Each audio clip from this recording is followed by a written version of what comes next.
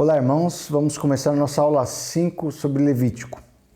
Mas primeiro vamos dar uma olhada na pergunta que eu deixei para vocês na semana passada. No sacrifício de purificação feito para o sacerdote ungido, qual era a ordem e os locais em que o sangue do boi era colocado? Então, alternativa A, 7 vezes no altar do incenso, aí já está errado, né?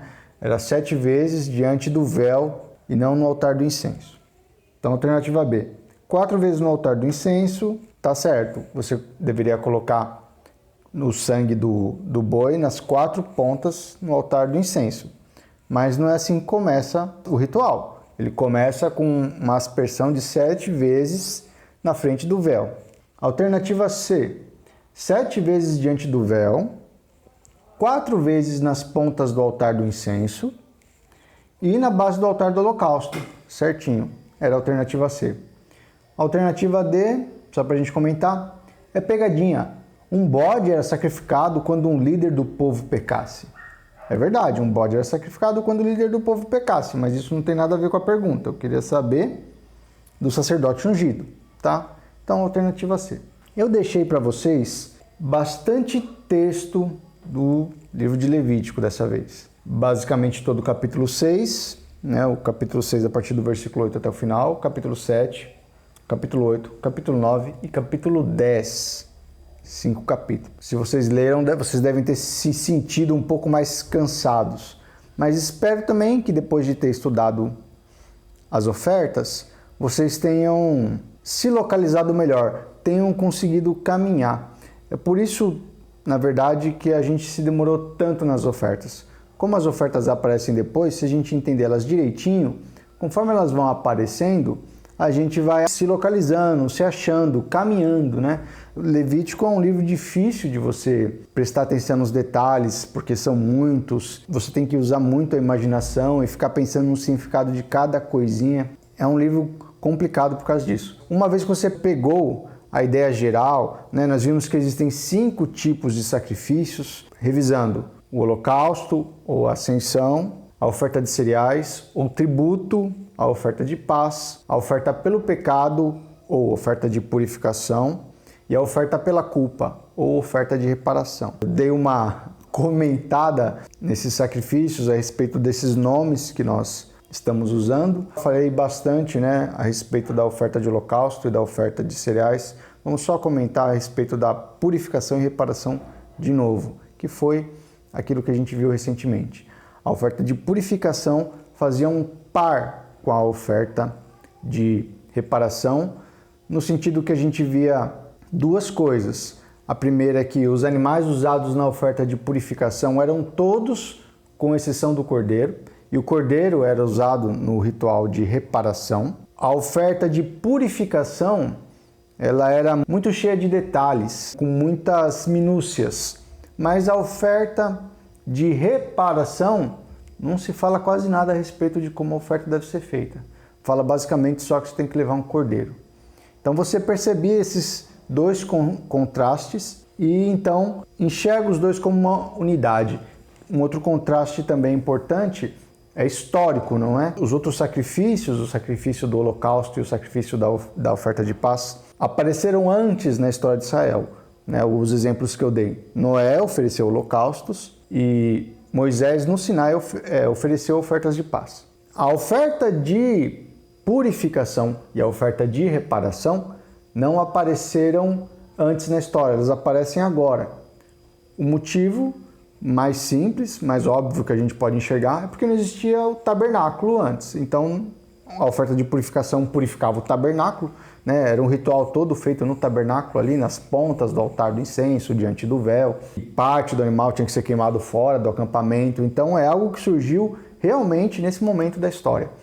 E a oferta de reparação tinha a ver com coisas sagradas ao Senhor. Se você, por exemplo, roubasse, pegasse alguma coisa que pertencesse ao Senhor, você tinha que reparar o que você havia feito. De novo, tem a ver com esse momento da história que a gente vai ver ainda, né?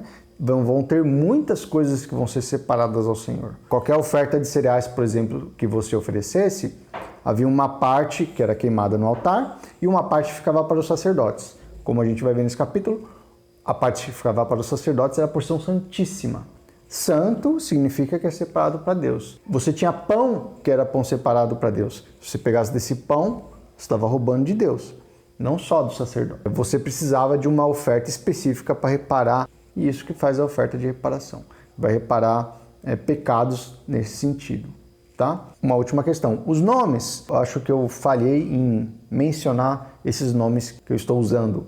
Oferta de purificação e oferta de reparação. Eu falei em explicar um pouco mais. A oferta de purificação, em várias Bíblias, ela é trazida com o nome oferta pelo pecado.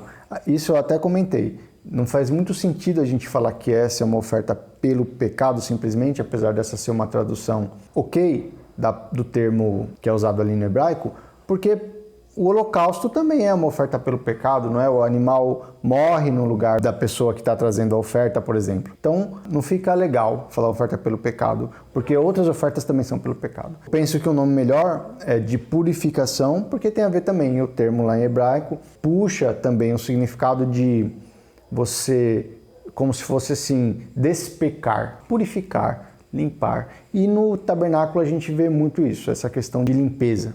Então, purificação fica um nome legal. E a oferta de reparação, como a gente comentou, tem a ver com algo que foi roubado, por exemplo. Então você tem que reparar a transgressão que você fez. Isso foi o que basicamente o que nós vimos até agora. Então a gente ficou de ver esses 5 capítulos na aula de hoje. Eles falam basicamente a respeito dos sacerdotes. Basicamente. Pensando novamente no nosso ambiente edênico, em algum momento a gente espera que vai ter um Adão, se estamos no Éden, por assim dizer. O novo Adão vai ser o sumo sacerdote. Ele vai ser o representante da humanidade, ou do povo, no caso, diante de Deus. Então nós vamos ter agora, nesses capítulos que vão seguir, a instalação do novo Adão. No capítulo 6 e 7, a gente ainda vai comentar um pouco das ofertas. Vão ter mais regras com relação às ofertas, mas essas regras são basicamente a respeito das ofertas que nós já vimos, com um ponto de vista mais próximo do que era importante dos sacerdotes, a gente pode dizer. Nos outros capítulos também tinha informação que era muito importante para os sacerdotes, como por exemplo você realizar o ritual do holocausto. Mas aqui vão ter detalhes assim, por exemplo, o que ele podia comer, o que não era para ele comer. Lembra que a gente comentou que na oferta de paz, por exemplo, a coxa direita era do sacerdote? Isso vai ser explicado nesses capítulos. Tem a ver com coisas santas que vão pertencer ao sacerdote para ele se alimentar, alguns detalhes assim. Então, isso vai ser nos capítulos 7 e 8. No capítulo 9 a gente vai ter a consagração de Arão e seus filhos. Por assim dizer, a consagração desse novo Adão, dessa nova humanidade, que vai estar lá para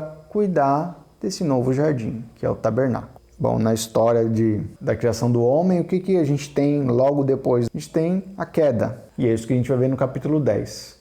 Uma espécie de queda. Os filhos de Arão vão fazer o que não era certo e vão sofrer pelo seu pecado. A gente tem uma espécie de repetição da história do Éden, não só no ambiente, mas também nos eventos históricos. Isso é uma característica interessante nesse ponto no livro de Levítico.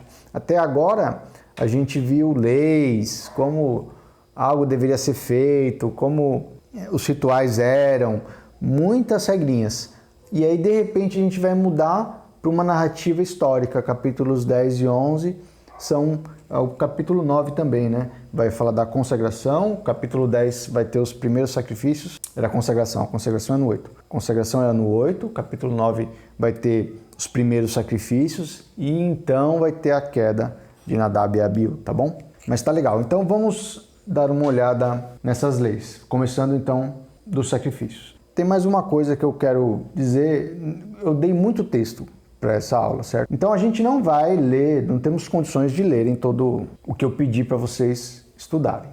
Eu vou ler apenas o que eu achar que é importante, principalmente nos capítulos 6 e 7, eu não vou ler nada, eu vou só comentar, talvez eu leia um versículo ou outro, mas eu só quero ir falando, tal oferta, tais coisas, tal oferta, tais coisas, tá? Pra gente caminhar. A partir do versículo 8 do capítulo 6, a lei do holocausto. A minha Bíblia, isso é comum, várias Bíblias fazem isso. Elas separam essas seções que vai falar de cada lei a respeito de cada oferta com esse título, a lei do holocausto, a lei da oferta de cereais, porque no texto mesmo é uma das expressões que se usa para dizer o que está sendo dado aqui, uma lei a respeito de uma oferta, tá? Então vamos começar.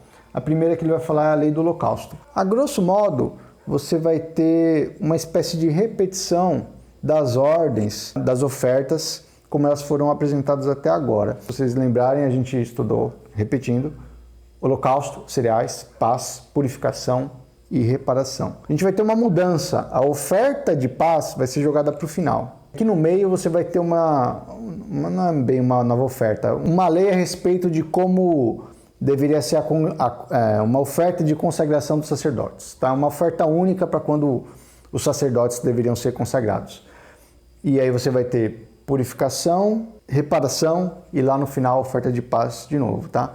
Então você até tem, como nas primeiras aulas que a gente viu, né, um movimento de holocausto até a oferta de paz, mas aquelas duas ofertas que a gente viu no final foram colocadas ali no meio. Então o material tem um arranjo um pouco diferente. Mas vamos lá. Então, a lei do holocausto. A lei do holocausto, eu já comentei isso antes, mas agora isso é explícito aqui nessa lei. Vem falar que o fogo do altar do holocausto deveria permanecer queimando o tempo todo. Era um fogo que nunca poderia ser apagado. Já mencionei também que esse fogo, uma interpretação que eu gosto, ele simbolicamente representa a glória do Senhor. Mais para frente ainda nessa aula a gente vai ver no episódio um pouco antes de Nadab e Abiú um outro fato que vai reforçar essa interpretação para a gente, tá? Mas então, se esse fogo representa a glória do Senhor, quer dizer que a glória do Senhor estava sempre ali, sempre queimando, sempre iluminando, sempre consumindo os sacrifícios. Então esse fogo não podia ser apagado, ele tinha esse símbolo da glória de Deus tinha que ser mantido ali no tabernáculo o tempo todo. E aí vai falar sobre como que os sacerdotes fazia parte dos deveres deles, isso fazia parte dos deveres dos sacerdotes, e que eles deveriam queimar um holocausto pela manhã e pela noite. E também diz que, uma coisa interessante, quando o holocausto fosse queimado, na hora que eles fossem retirar as cinzas que restaram do holocausto, eles deviam pôr uma roupa especial, uma roupa de linho, as vestes de linho, e ir lá mexer nas cinzas. Eles não podiam usar qualquer roupa quando eles fossem mexer nas cinzas do holocausto, tinha que ser as roupas especiais do sacerdote. Depois que eles tiraram as cinzas e colocaram ali junto ao altar, aí ele tinha que trocar de roupa de novo para sair do acampamento, do tabernáculo, do acampamento e jogar as cinzas num lugar puro fora do acampamento. Então tem esse detalhe interessante. E uma última coisa que eu acho que vale a pena mencionar, que eu achei muito curioso também, se você ler o texto, você vai perceber que primeiro ele vai falar sobre o holocausto que era aceso à noite e depois do holocausto que era aceso pela manhã. E esse movimento de noite para manhã lembra os dias da criação, né? Porque nos dias da criação é sempre assim, à tarde e amanhã o primeiro dia, à tarde e amanhã o segundo dia. Então, como a gente está sempre buscando ver se tem alguma referência ali, né, no relato do Jardim do Éden, da criação, acho interessante a gente perceber isso aqui. Não sei se tem alguma implicação mais importante para a interpretação do texto, mas eu acho que é algo que vale a pena ser mencionado, percebido. Então essa é basicamente a lei do holocausto. A lei da oferta de cereais é basicamente aquilo que a gente já falou, uma parte tinha que ser queimada como memorial. Se você lembrar lá da oferta de cereais, na oferta de cereais é mencionado que você tem que acrescentar incenso na sua oferta. Aqui na lei vai dizer que esse incenso deveria ser completamente queimado, né? Então a parte que ficava para os sacerdotes não ia incenso.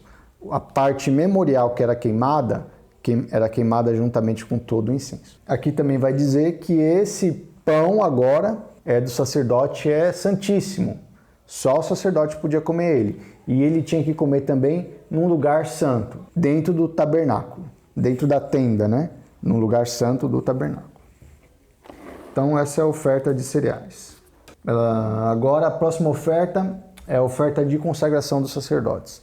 Aí também é uma oferta especial só para a consagração dos sacerdotes. Você ia ter que pegar Ela é semelhante a uma oferta de cereais, mas você pega 1/10 de efa de farinha, divide ao meio, vai queimar uma parte de manhã e uma parte no final do dia. Deveria ser feita com azeite, na assadeira e totalmente queimada, sem grande mistério. Aí ele vem falar da lei da oferta do pecado, ou seja, a oferta de purificação. Aí eu já estou no versículo 24, tá? Se você estiver acompanhando aí na sua Bíblia. Essa é um pouquinho mais interessante. Nessa tem coisa. Então vamos lembrar, a oferta do pecado é a oferta de purificação, é aquela que você ia matar o animal, o sangue, dependendo se você era um sacerdote, um líder do povo, ou alguém comum do povo, você tinha que colocar sangue lá nas pontas do altar do incenso, ou nas pontas do altar do holocausto e tal. E aí sobrava, a carne do animal. A carne do animal, a lei aqui vai dizer, ela é toda do sacerdote. Então, na oferta de purificação, a carne do animal, com exceção da gordura, a gordura e os rins, sabe? Gordura, o texto vai falar depois, mas os israelitas nunca comiam, de jeito nenhum, né, desses animais. A oferta de purificação, a carne, depois que você tirava as gorduras, os rins e tal, pertencia aos sacerdotes. Diferente da oferta de paz, lembra da oferta de paz? Na oferta de paz, a pessoa que trazia a oferta que ficava com a carne, o sacerdote ficava com a perna, a coxa direita e o peito, tá? Então, na oferta de purificação, a carne toda pertencia ao sacerdote. Tá legal. Mas agora vamos ler o versículo 27. Versículo 27. Que isso aqui é muito curioso. Tudo o que tocar a carne da oferta será santo. E quando o sangue dela for aspergido sobre uma roupa, tu a lavarás em lugar santo. Santidade de graça, irmãos. É só pegar a carninha lá, sair tocando nas pessoas e todo mundo, fiquei santo, né? Você não vive pedindo para ter uma vida mais santa? Aí, ó, maneira suave, sem labuta, né? Sem lutar contra a carne. Tudo que tocar a carne da oferta será santo. Curioso, né? Muito curioso. Mas então, é legal, né? Parece coisa boa, né? Parece coisa fina isso aqui. A gente que, né? Deus fala, sejam santos como eu sou santo. Bom, se você tocar a carne, você já está cumprindo o mandamento, joia. Só que não. Então, por que não? Qual que é a ideia? Qual que é o problema? Eu meio que já mencionei, né? Falei um pouco ali atrás. Pensa assim, a carne é santa, ela era para o sacerdote comer num lugar santo. Então, no contexto, o que significa ser santo? Bom, tem vários... Ser santo tem vários aspectos, né? Tem várias abordagens pela qual você pode pensar isso. Uma das abordagens é que se você é santo, você pertence a Deus.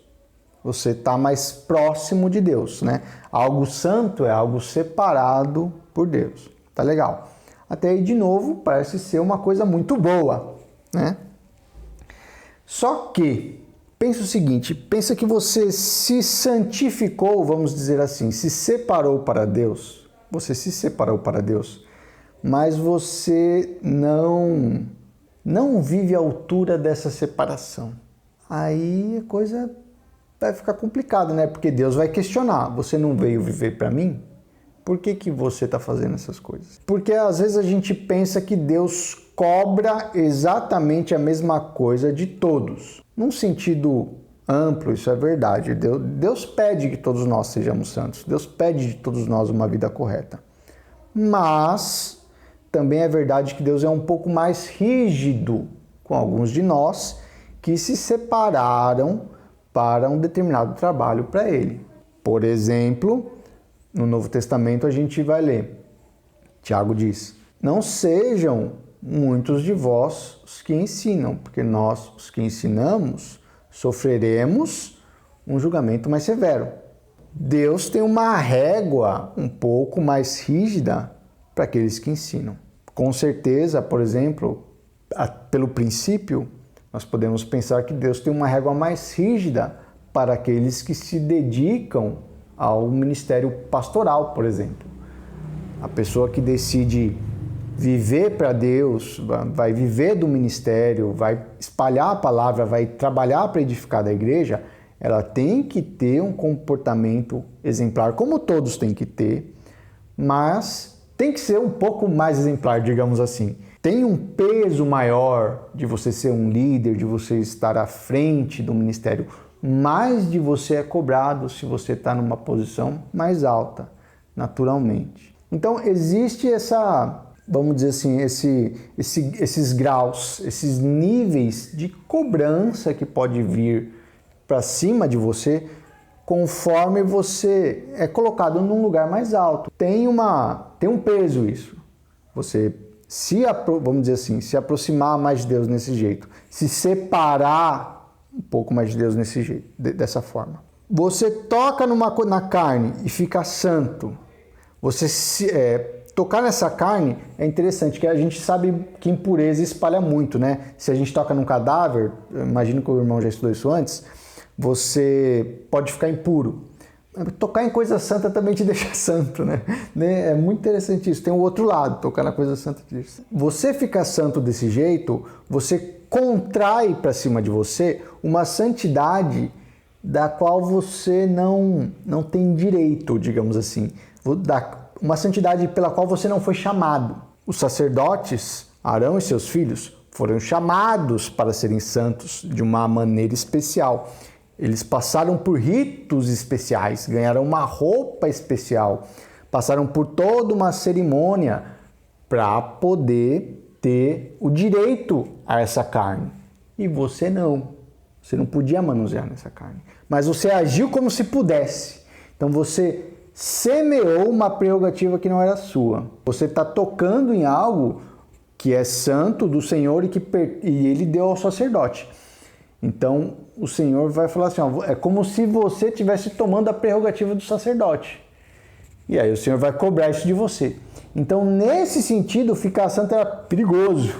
Na verdade, se aproximar de Deus é perigoso. É por isso que a gente só chega na presença de Deus no nome de Jesus.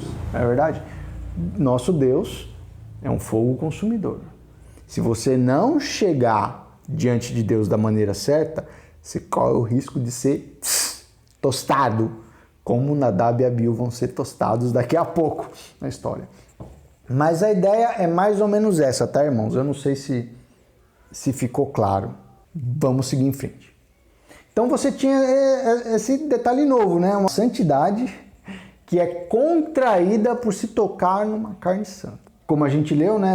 O sangue também, né? Se ele tocasse nas vestes, ele ia ter que ser a roupa tinha que ser lavada num lugar santo. Tem mais uns detalhes aqui também a respeito do vaso que era usado. Se fosse um vaso de barro que você usasse para cozinhar a carne, ele tinha que ser quebrado. Se fosse um vaso de bronze, era só lavar, esfregar e estava tudo bem. Uma questão interessante também. Agora, oferta pela culpa, capítulo 7, ou oferta de transgressão. Aí aqui ele vai falar sobre como deve ser feita essa oferta. Lembra que quando a gente viu a oferta de transgressão, não tinha muitos detalhes. Pouca coisa se dizia, além de que devia ser um cordeiro. Aqui não. Aqui ele vai falar que o sacrifício tem que ser feito como oferta de paz. E também vai dizer que a carne é santíssima. Finalmente chegamos na lei das ofertas de paz. Vale a pena mencionar também que existem 3 ocasiões específicas que o Senhor fez distinção de quando a gente deveria trazer uma oferta de paz. A gente podia trazer ela como uma ação de graças, a gente podia trazer ela de maneira voluntária ou trazer ela como para cumprir um voto, tá? E você ia comer de maneira diferente em cada uma dessas ocasiões. A de ação de graças você come de um jeito e se ela fosse um voto ou se ela tivesse sido trazida voluntariamente, você ia comer de outro jeito. Mas eu acho que não vale a pena a gente entrar no mérito. Tem a ver com o tanto de dias que você pode comer, tá? Não vou entrar no mérito disso não. Vamos embora. Eu quero comentar só, eu vou ler dos versículos 22 ao versículo 27 no capítulo 7, para a gente perceber uma coisa. Então depois o Senhor disse a Moisés, fala aos israelitas, não comereis nenhuma gordura de boi, nem de carneiro, nem de cabra. A gordura do animal que morre por si mesmo, ou é dilacerado por animais selvagens, poderá servir para qualquer outro fim, mas não poderá ser comida de maneira alguma. Quem comer da gordura de animal oferecido como oferta queimada ao Senhor, será eliminado do seu povo. E não comereis sangue algum, nem de aves, nem de gado, em nenhuma das vossas habitações. Toda pessoa que comer sangue será eliminada do seu povo. Então aqui Deus coloca duas restrições aos israelitas. Bem interessante. A gordura do animal que morre por si mesmo, ela pode servir para qualquer outro fim, tá? Tipo, o bicho morreu lá, você pode usar, por exemplo, para fazer sabão. Para quem não sabe, gordura é um elemento básico para você poder fazer sabão. Então, por exemplo, você poderia fazer sabão, mas você não pode comer. Qualquer animal que poderia ser oferecido ao Senhor, você não pode comer a gordura desse animal. Mesmo que você não ofereça ele ao Senhor, você não pode comer essa gordura. E também você não podia beber o sangue do animal, de jeito nenhum. A gordura e o sangue, elas são coisas que pertencem ao altar, né? São coisas que são sempre usadas no altar. A gordura queimada e o sangue, ou é na base do altar, ou é nas pontas do altar. São dois elementos dos animais que pertencem ao altar. Essas coisas, se você não trazer um animal para ser sacrificado, ainda assim você não podia ingerir elas dentro de você. Aí depois, terminando o capítulo 7, a minha Bíblia diz assim, ó, a porção dos sacerdotes. Eu acho esse título um pouco ruim, porque na verdade isso aqui é uma continuação da lei das ofertas de paz. Aqui é que vai falar que a coxa direita e o peito pertencem aos sacerdotes da oferta de paz. Então, aqui vai ter um texto falando sobre isso. Só para a gente distinguir uma coisa, o sacerdote oficiante, aquele que está lá fazendo o trabalho para você, quando você traz a sua oferta de paz, ele vai lá e queima a gordura do animal, ele fica com a coxa direita. Agora o peito fica para os sacerdotes em geral. Então o peito é para ser compartilhado com todos os sacerdotes, mas o que estava oficiando ficava com a coxa direita. Isso vai ser um detalhe interessante daqui a pouco. E aí se encerram então essas leis a respeito das ofertas. E nós chegamos no capítulo 8, que fala da consagração de Arão. Nesse momento, Moisés toma Arão, o óleo da unção, as vestes do sumo sacerdote, vai lá no tabernáculo, chama a congregação para estar ali presente. Então, nós temos Adão e Eva, né? O homem Adão e Eva, a comunidade de Israel. Então, nós temos o homem e a mulher simbolicamente. E aí é feita a consagração de Arão e seus filhos. Eles são lavados com água, a eles é dado as roupas dos sacerdotes. Vamos lembrar rapidamente como eram essas roupas? O sumo sacerdote ele usava um peitoral quadrado, onde tinha 12 pedras que representavam as 12 tribos de Israel. Eram pedras preciosas ou semi-preciosas. Ele era quadrado assim. Dentro dele você tinha o Urim e o Tumim. Urim e o Tumim, eu não sei para que eles serviam e até onde eu pude estudar ninguém sabe. Eles são um mistério. A Bíblia fala muito pouco deles. Parece que eles eram duas pedras que eram usadas para se discernir qual era a vontade de Deus através de se usar como sortes. Parecem que eram pedras que Deus deu, um sacerdote, pelo qual ele poderia discernir a vontade de Deus. Sabe, num sistema de sim, não, alguma coisa assim. Ninguém sabe como eles eram usados. Literalmente, só para você saber, Urim e Tumim as palavras significam luzes e perfeições. Então, o nome, né, a tradução dos nomes não ajuda muito para a gente entender o que está acontecendo nessa história de Urim e Tumim.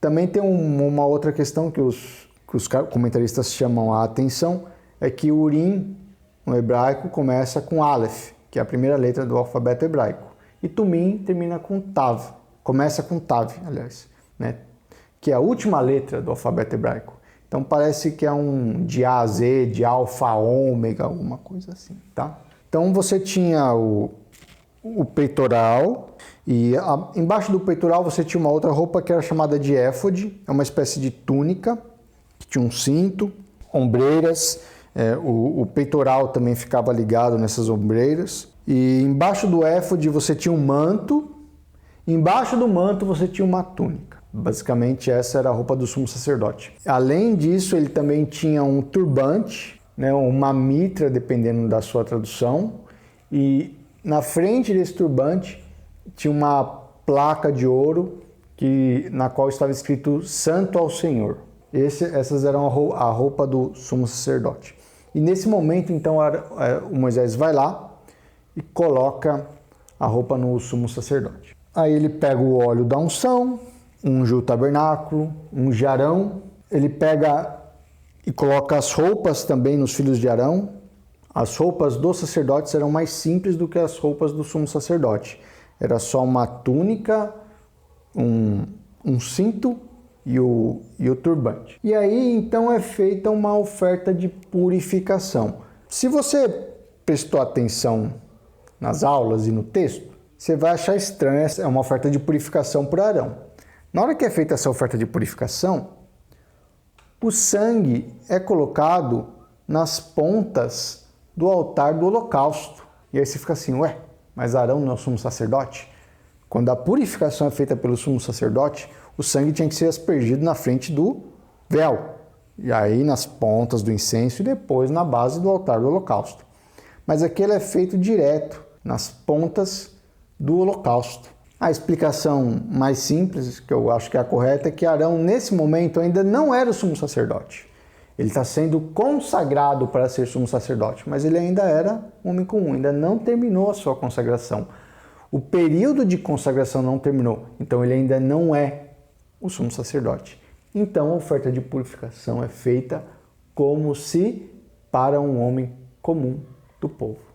É se usado as pontas do altar do holocausto, tá bom? E aí então é feito um holocausto, pega um cordeiro, faz um holocausto, então você tem essa ordem, primeiro ele é purificado, depois ele acende a presença de Deus. E é feita também agora um ritual um pouco diferente. Você vai ter um ritual próprio da consagração do sacerdote. Ele vai aparecer de novo, mas ele é próprio basicamente da consagração do sacerdote. E era que você ia fazer basicamente uma oferta de paz, mas primeiro você ia pegar o sangue e colocar na ponta da orelha direita do sacerdote, ponta da orelha direita do sacerdote, depois no polegar da mão direita do sacerdote e depois no pé direito do sacerdote. É só isso que é dito a respeito dessa parte do ritual. Os teólogos tentam tirar as conclusões mais simples possíveis a respeito disso, que é você está como que purificando a orelha, né? Você está abrindo a orelha do sacerdote. O sacerdote tem que ser alguém que tem que ter ouvidos para Deus, para a palavra de Deus, em primeiro lugar. Em segundo lugar, ele tem que ter uma mão para trabalhar, para executar aquilo que ele ouviu. Então a sua mão é purificada. Em terceiro lugar, o seu pé. E o pé tem a ver com movimento, né? Tem a ver com ir. Então, tendo ouvido a palavra de Deus, tendo trabalhado onde você está por Deus, você então está apto a levar essa palavra e esse trabalho para outros lugares. Então, é um movimento bem simples que serve para a gente também, de como a gente deve proceder. Na nossa vida, a gente tem que, em primeiro lugar, ouvir a palavra de Deus. Em segundo lugar, trabalhar essas coisas da palavra de Deus que a gente aprendeu onde nós estamos. Não adianta nada querer ser missionário, fim do mundo, e na sua casa você é o filho do capeta. Você não serve para ser missionário, você não serve. Se no seu ambiente mais familiar, mais próximo, você não consegue colocar em prática o que você está recebendo da palavra, você não serve para levar essa palavra além, tá? Você tem que mudar a sua postura, tem que ser, onde você está, você tem que ser um servo de Deus, alguém que realmente ouve a sua palavra. Mas aí então você continua o ritual basicamente como uma oferta de paz. O sangue depois também é colocado sobre Arão e sobre as vestes dos filhos. É interessante isso, o óleo da unção é colocado sobre o tabernáculo sobre Arão, mas não é colocado nos sacerdotes. Sobre os sacerdotes em geral, os filhos de Arão, é espargido sangue. O que também reforça no texto que a gente leu sobre a purificação do sumo sacerdote, se você se lembrar, o texto dizia assim: quando o sacerdote ungido pecar, você deve agir dessa forma. Aí a gente falou, naquele momento a gente disse assim: esse sacerdote ungido é o sumo sacerdote. E aqui a gente vê que só o sumo sacerdote era ungido. O tabernáculo e o sumo sacerdote. Na cerimônia de consagração, o tabernáculo e o sumo sacerdote são ungidos. Os sacerdotes, em geral, não são ungidos com o óleo. Tá? Aí tá quase acabando o ritual. Para ele acabar, falta uma coisa só. O sumo sacerdote e os outros sacerdotes tinham que permanecer na tenda por 7 dias. Ele ia ficar 7 dias dentro da tenda. E aí então o ritual ia ser completado. É interessante isso, é como se ele tivesse lá separado do mundo, guardando a tenda por 7 dias. Se a gente lembrar que Adão falhou em guardar o jardim da serpente, é como se esse tempo de dias, e só eles ficam lá, é como se ele invertesse o que Adão falhou em fazer, que foi resistir à serpente. Quando isso acaba-se a cerimônia de Arão. Eu tinha comentado que a coxa direita ficava para o sacerdote, na oferta de paz, né? Se vocês se lembrarem, a coxa direita ficava para o sacerdote e o peito ficava para os sacerdotes em geral. E que isso tinha uma coisa interessante depois. Essa coisa interessante é nesse momento. Porque Moisés está servindo como um sacerdote o tempo todo, né? Ele está ali fazendo as coisas, ungindo o tabernáculo, ungindo o sumo sacerdote. É como se Moisés fosse um sacerdote acima do sumo sacerdote. Moisés tem um papel muito especial, muito importante nessa narrativa toda. Durante essa parte final do ritual, dessa consagração do sangue na orelha, e se é como uma oferta de paz, o que a gente vai fazer com a coxa direita e com o peito? Então, o peito fica para Moisés. E a coxa direita é totalmente queimada. Por analogia, é como se o sacerdote oficiante fosse o próprio Deus e o assistente de Deus ali é Moisés. Fica esse paralelo, né? Quem está fazendo o trabalho? Se o oficiante é quem fica com a coxa direita e a coxa direita ficou para Deus, quem é oficiante, na verdade, é Deus. Nesse caso, ele mesmo está ungindo Arão. Está fazendo o seu trabalho com o sacerdote assistente Moisés. Eu acho bem legal isso. Agora que Arão está instaurado, ele vai fazer as suas primeiras ofertas. Ele vai fazer várias ofertas pelo povo.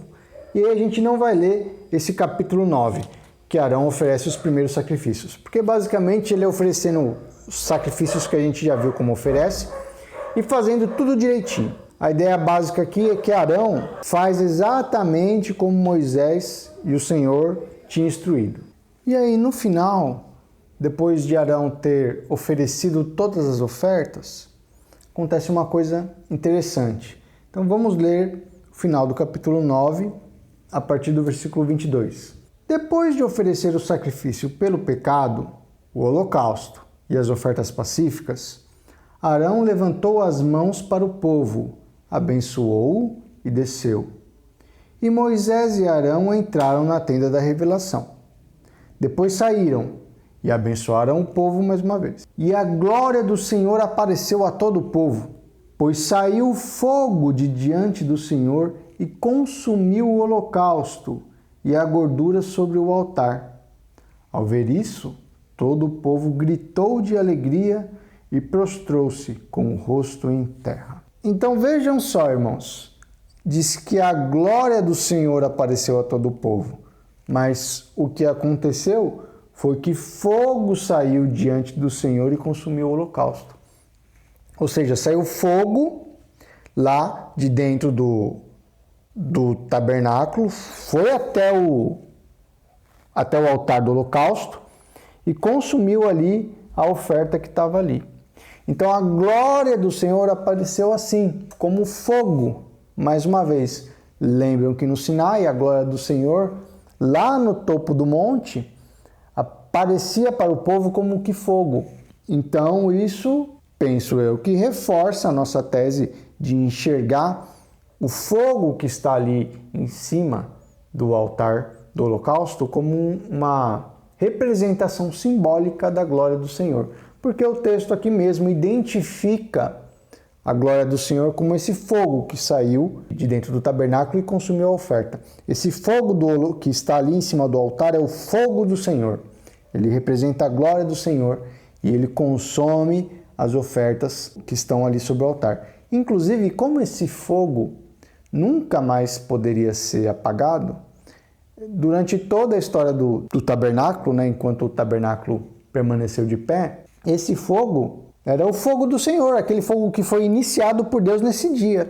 Então foi um fogo que Deus iniciou ali e que os sacerdotes apenas cuidaram de manter ele aceso o tempo todo. Então é realmente o fogo do Senhor, a glória do Senhor ali presente. E aí então nós vamos ter uma história trágica agora, que acontece com os filhos de Arão. Aí eu acho que vale a pena a gente ler pelo menos uns trechos desse capítulo 10, que é a queda desse...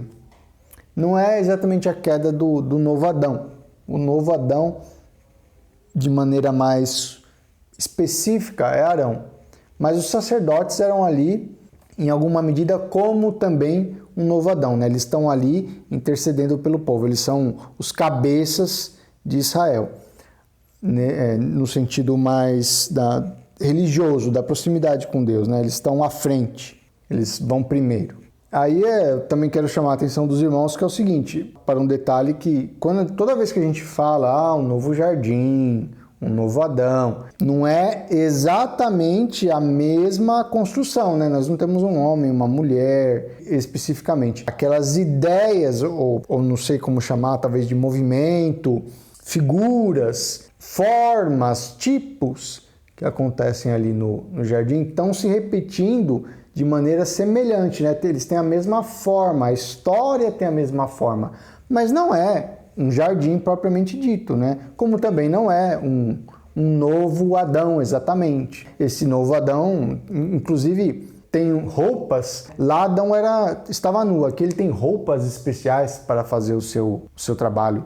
Então você vê a mesma forma, como se fosse a mesma moldura, mas um certo avanço, às vezes para um lado de uma glória maior, digamos assim, né? Porque ele tinha uma roupa especial para o seu ofício, como também havia maiores complicações. Você não estava no jardim, estava no deserto, tinha um monte de coisa que era pura, impura, 300 regulações, muito diferente da simplicidade que era o jardim, né? Você tem a mesma forma, o mesmo padrão, o mesmo tipo, como a gente fala ali em teologia, mas existem as diferenças dentro desse tipo, tá? Então vamos lá, a queda do homem, ou a queda do novo homem. Nadab e Abiú morrem por causa da profanação, é o título que o editor dessa tradução deu.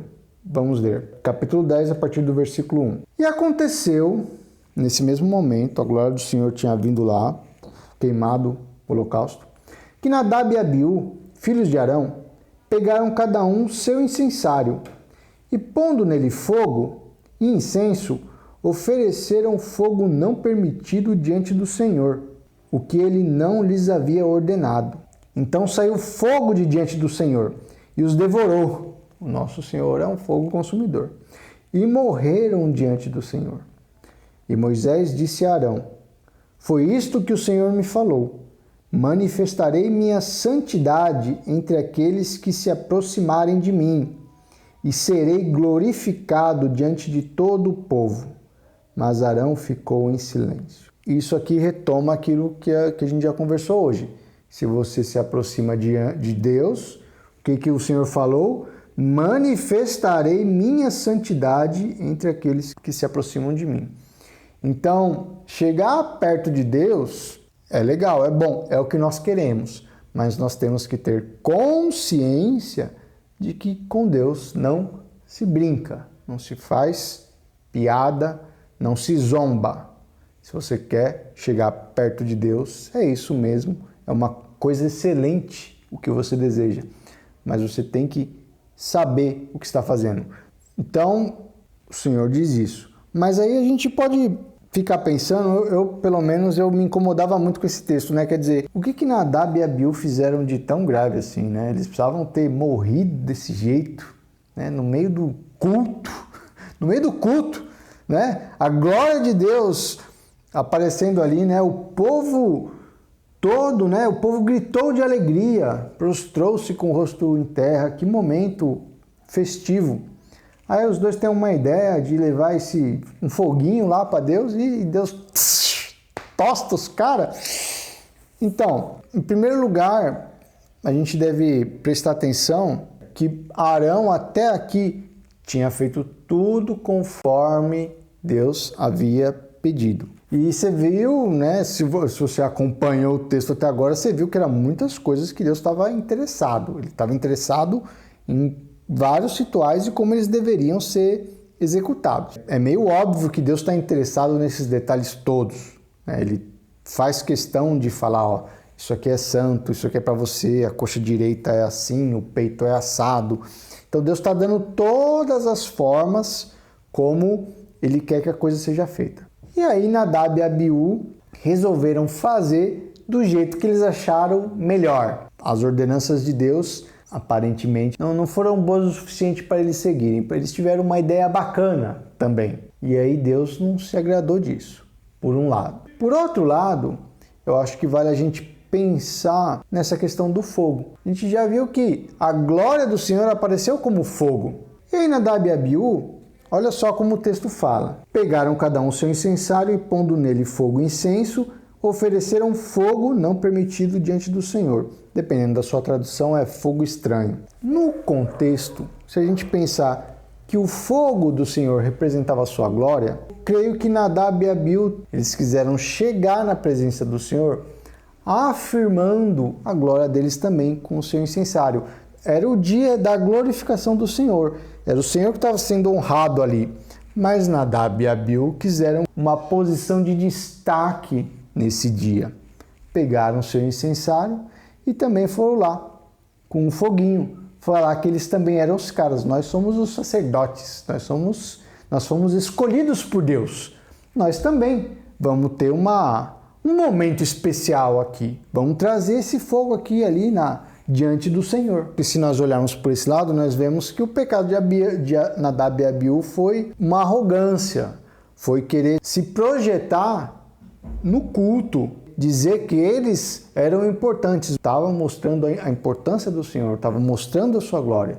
Então eles quiseram afirmar a própria glória e desobedeceram, trazendo um fogo que o Senhor não tinha ordenado que devia ser trazido. E aí o Senhor acaba com a festa deles. Por esse lado, eu fico mais simpático ao Senhor. Eu acho que realmente os caras quiseram dar uma despertão. Se você quer ser um ministro da palavra, você tem que reconhecer que é só isso que você é. Alguém que traz a palavra, você faz como a palavra ordena, você ensina o que está na palavra. Nada além do que está na palavra. E muito menos, né? Tenta se projetar, tenta construir um nome seu em cima da palavra. É o nome de Deus que tem que ser santificado, tem que ser exaltado pela palavra. Aí então Moisés chama os primos de Nadab e Abiú. Nadab e Abiú ainda tinha 2 irmãos, Eleazar e Tamar. E fala assim para os primos pegarem. Os outros irmãos de Nadab e Abiú tinham que ficar lá ainda na tenda. Os primos deles pegam os corpos e levam. Tem um único momento muito curioso, o único momento em que Deus resolve falar diretamente com Arão em todo o livro de Levítico. Em todos os pontos de Levítico, quando o Senhor fala, ele sempre fala a Moisés ou a Moisés e a Arão. Aqui o Senhor fala com Arão e ele diz assim, dá essa instrução que também é um pouco estranha, vamos ver. E o Senhor, versículo 8, e o Senhor também falou a Arão, nem tu e nem teus filhos bebereis vinho, nem bebida forte, quando entrardes na tenda da revelação. Do contrário, morrereis. Este é um estatuto perpétuo através das vossas gerações, não somente para fazer separação entre o santo e o profano, e entre o puro e o impuro, mas também para ensinar aos israelitas todos os estatutos que o Senhor lhes tem dado por meio de Moisés. Falando sincero, irmãos, não entendo muito bem por que o Senhor, nesse momento, resolveu falar isso. Tinha acabado de perder os filhos. Alguns teólogos acham que porque isso aparece aqui, talvez Nadab e Abiú estivessem bêbados, mas nenhuma outra parte do texto dá a entender que eles estavam bêbados, então eu não sou inclinado a aceitar essa interpretação. Deus fala assim, ó, quando você for então trabalhar na minha tenda, você não beba. Mas aí então o Senhor fala para Arão, enquanto você estiver trabalhando aqui para mim, na minha tenda, você não deve beber, porque eu não quero que você fique bêbado, eu não quero que você perca o seu discernimento, porque você vai ter que julgar, versículo 10. Você vai ter que fazer separação entre o santo e o profano, entre o puro e o impuro.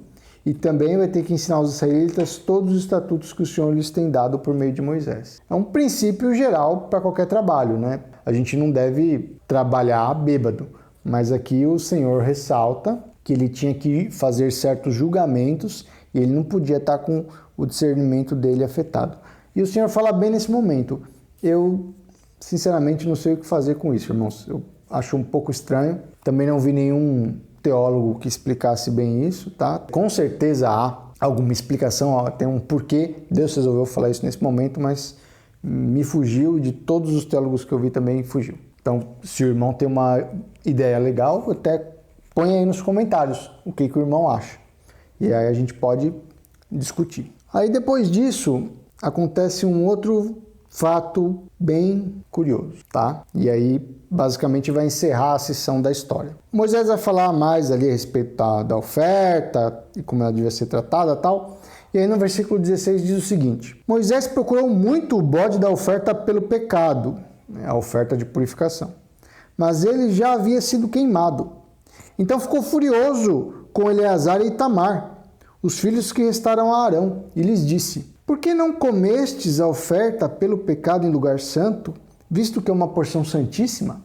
Lembra, eles tinham que comer, quando a oferta era de purificação, eles comiam a carne. Eles tinham que ter comido no lugar santo, mas a oferta tinha sido totalmente queimada.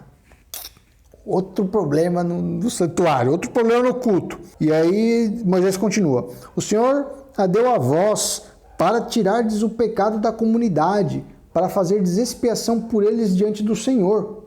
Já que o sangue do bode não foi levado para dentro do santuário, porque lembra, quando você fazia uma oferta de purificação pela congregação, por exemplo, o sangue era levado para dentro do santuário, aí o animal não era comido, ele tinha que ser queimado fora do acampamento num lugar puro. Já que o sangue do bode não foi levado para dentro do santuário, certamente devias tê-lo comido em um lugar santo, conforme eu havia ordenado.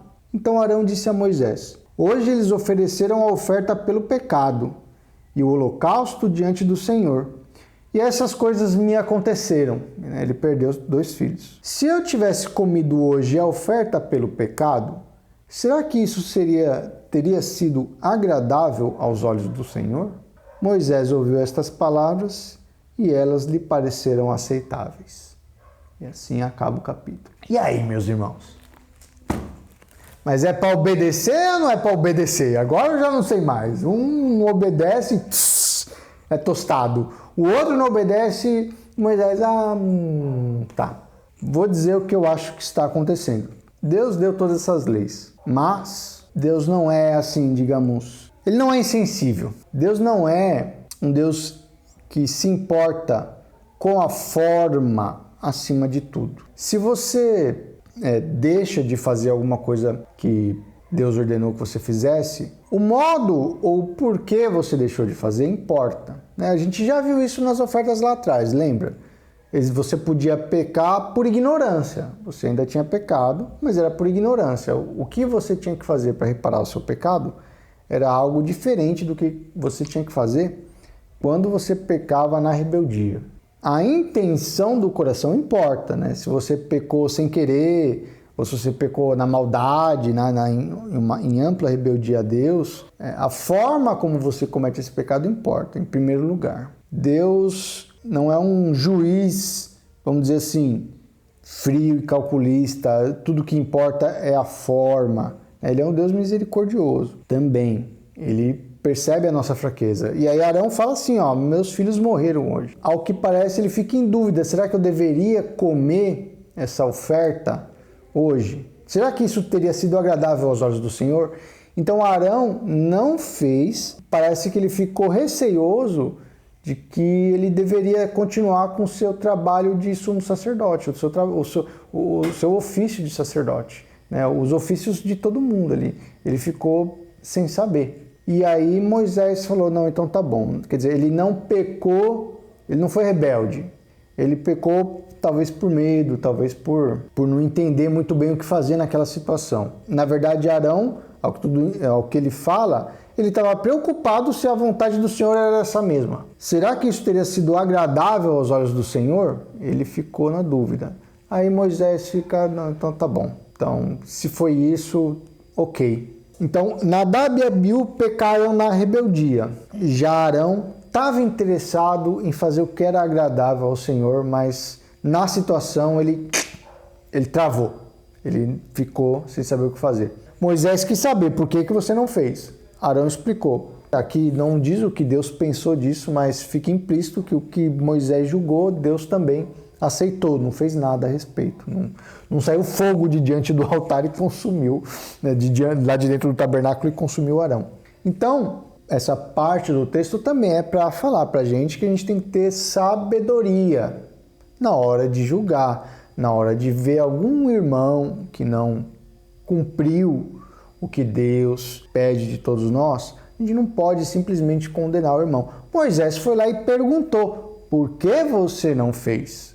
Arão respondeu e a resposta dele foi satisfatória. A ideia aqui é que apesar de ser muito importante fazer como Deus ordenou, e é assim que deve ser feito, se a gente deixar de fazer, o porquê que a gente deixou de fazer importa. Tá bom, irmãos? Isso encerra a narrativa e essa parte dos sacerdotes. Agora a gente vai estudar na próxima aula sobre pureza e impureza.